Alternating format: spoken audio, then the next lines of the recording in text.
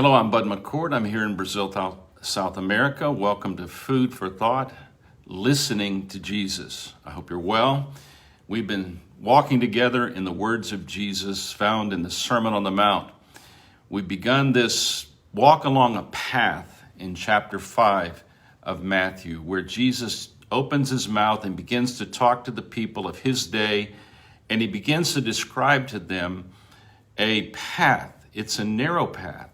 And it begins in the Beatitudes and it moves on and it keeps going and going until it comes to the very last verse of chapter 5 of Matthew. And Jesus makes this incredible statement. He says, "Be perfect as your heavenly Father is perfect." The most optimistic words ever spoken by a human being.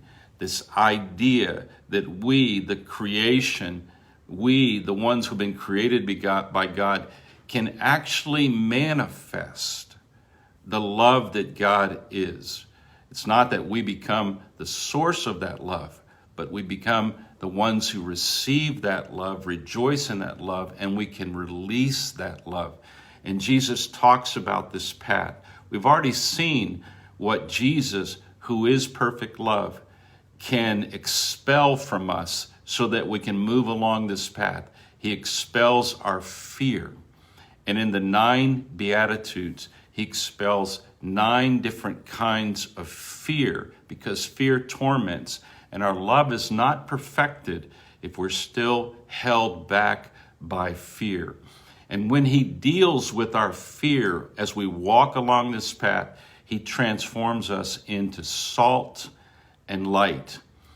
A people who can be a purifying factor and a preserving factor of that which is good in the world, and light that can help people have the contrast they need to understand reality and be drawn toward this path, where if they will receive Jesus Christ, they can join us on this path, and we keep moving along this path.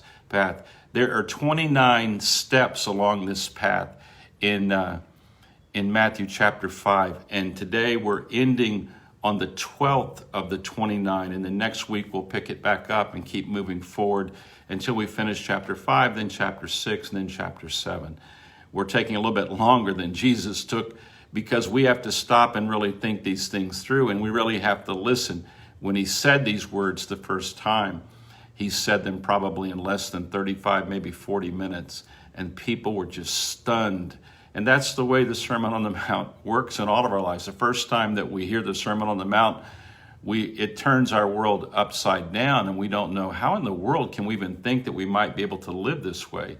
But as you begin to read it, you realize he's not asking you to live this alone or by yourself. He's inviting you. We will do this together.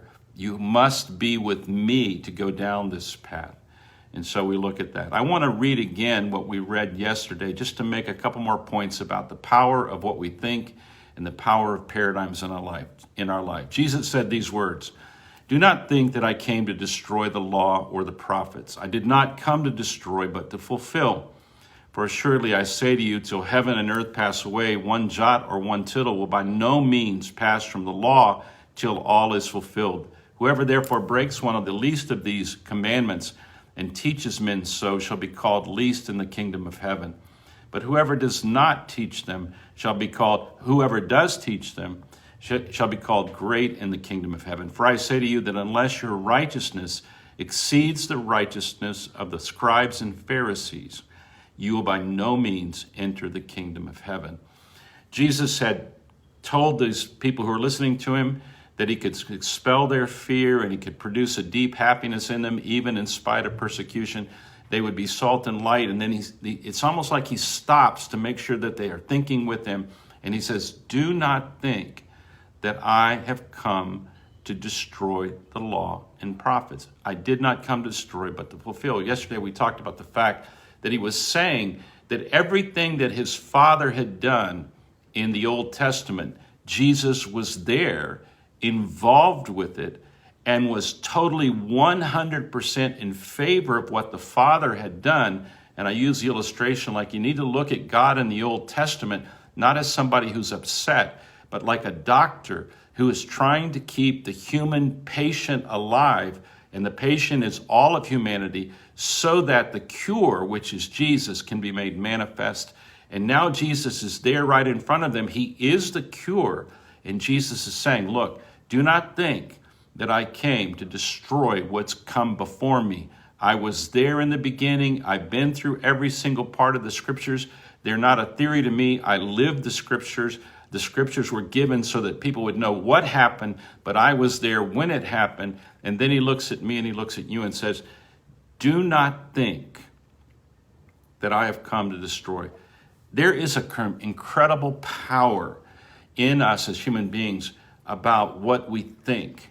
And as we develop the things that we think, we develop what are called paradigms. And I'm convinced that the true battle in the world is not against flesh and blood. The true battle in the world is about the way people think and the paradigms that they develop in order to justify what they're going to do. It's interesting that when Jesus says, I did not come to destroy the law, but to fulfill it, the very people who wanted Christ killed as it led up to his crucifixion were the people who believed that he was destroying the Old Testament and the law, because that was their paradigm. We live in a world filled with paradigms. We're in the midst of incredible changes of paradigm, especially in the Western world, in Europe and the United States, and even here in Brazil. There are massive changes going on with paradigms. But we as believers, we concern ourselves with what Jesus says.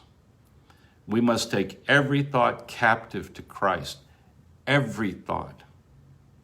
You and I do not have the authority to create our own concept of reality. As disciples of Jesus, we come to Jesus and we bring every single one of our thoughts captive to Christ so that he can give us the thoughts that actually will produce a life of justice. Think of all the changes that could have been made in the history of many Western countries, the United States and Brazil and other places where slavery existed, for instance. Think of the difference it would have made if people had taken every single thought captive to Jesus and only do the things that Jesus gives us, the word that says, this you can do, this you can think. You know, there have been huge mistakes made by missionaries over the years who have gone with good intentions to other countries. They've left Europe and they've left the United States, many of them, or they've left out of Australia, or they've left out of some other country in the world. And they have gone to a country, and when they got off the airplane or they got off of the ship that took them there, and they looked at the country and they could see nothing good. And they looked at the country like they would said, it's all of the devil. Thank God I got here. I don't think Jesus would ever have thought that way. I think Jesus would have arrived and looked across the culture like he would look like a shepherd that says, these people need a shepherd. They're lost. They cannot see. And there are good things here, but none of these good things can come to fruition without me, Jesus would say.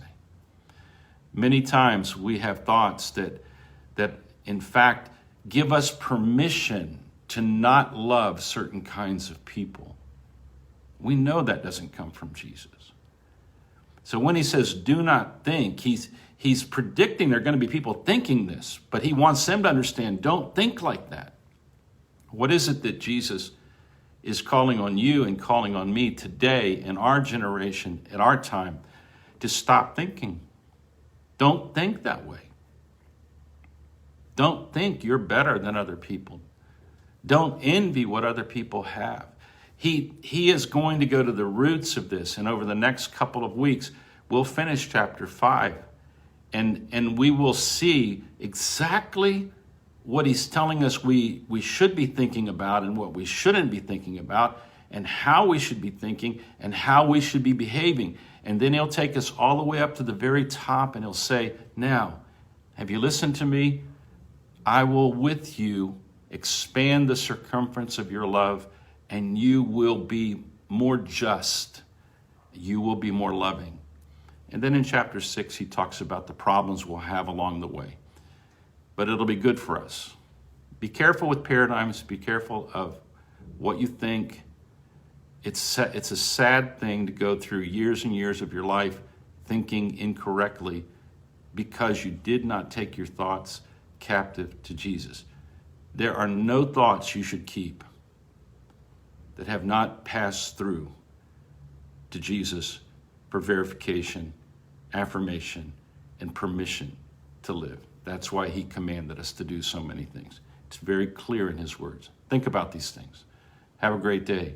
Be careful with what you think and your paradigms, because they will take you on a trip that you may not want to be on when you finally get to the destination. Be careful with what you think. Be careful of the paradigms. Listen to Jesus. God bless you.